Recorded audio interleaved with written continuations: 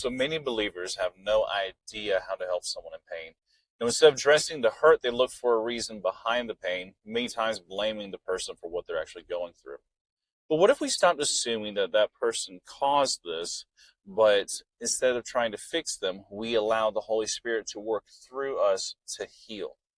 Now, instead of pointing fingers, we just extended our hands. Sometimes the church doesn't heal hurts.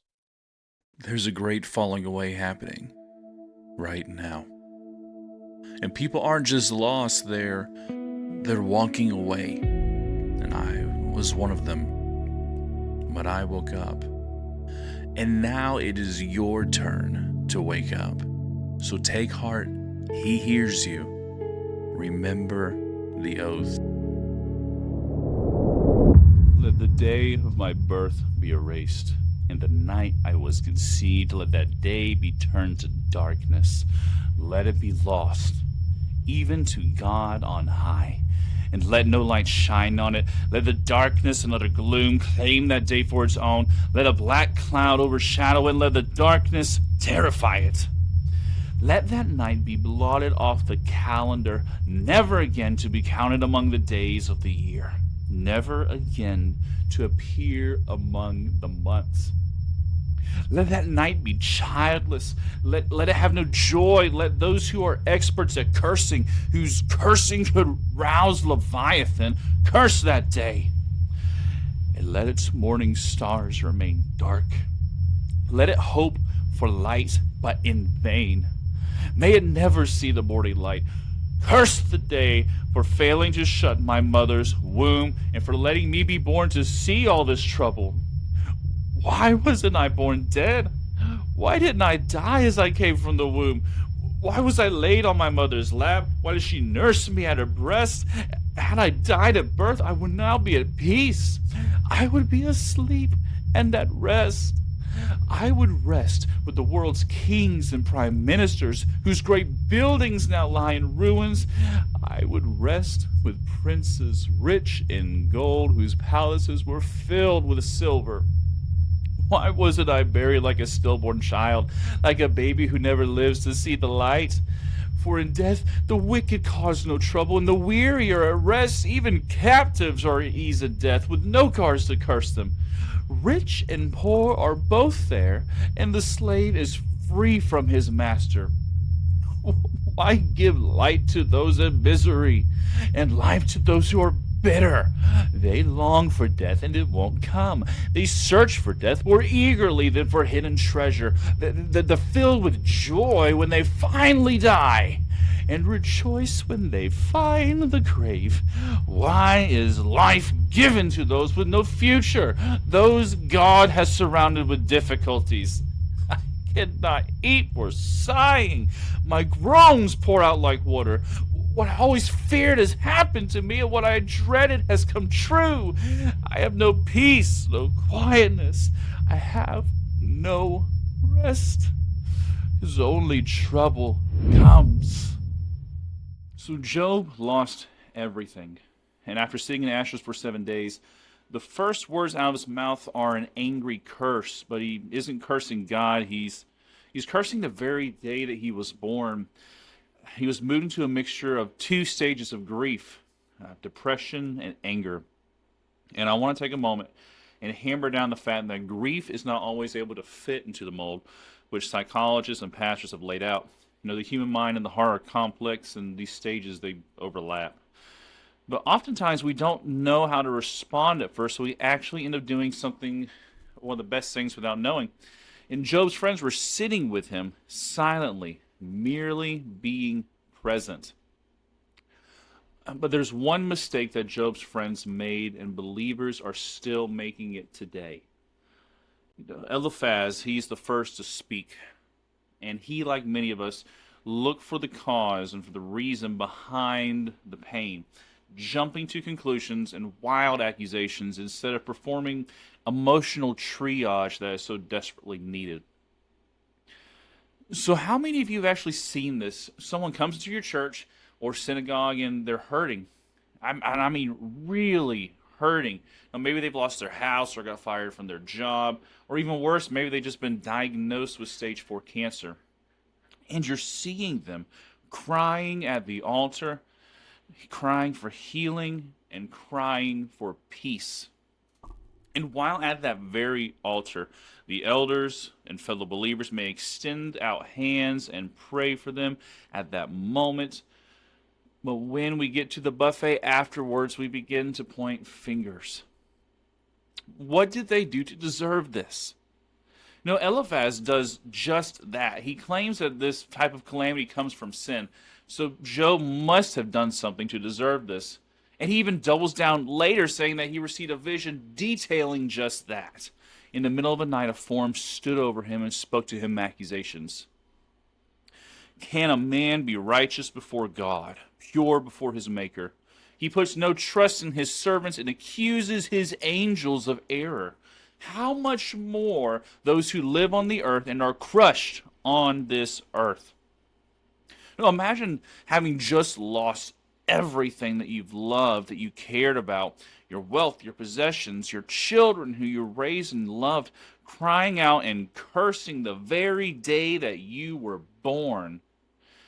And one of your closest friends comes up and starts accusing you and saying, the reason they're dead, it's you.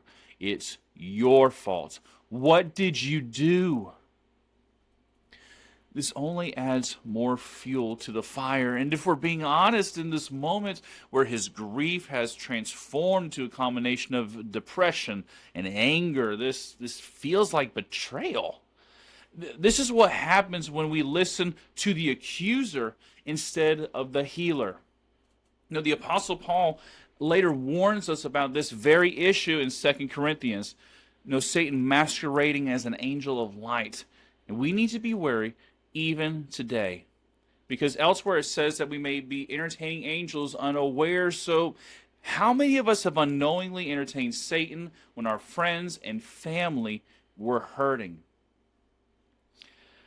When we do this, we are taking the focus off the person and their pain and turning it towards what they may or may not have done instead of focusing it back towards God where it should be. And Job, in the middle of this, cries out for grace and kindness from his friends. He literally cries out for saying he's been so much that the man in despair, there should be kindness.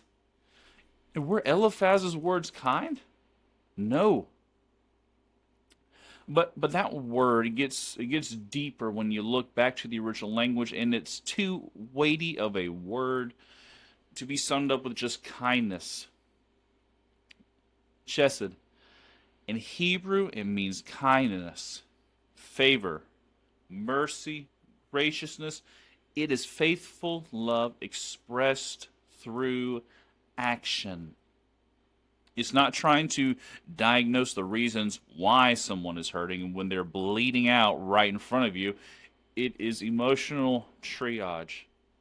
It's not pointing our fingers and accusing someone for causing their pain, but extending a hand to help lift them up.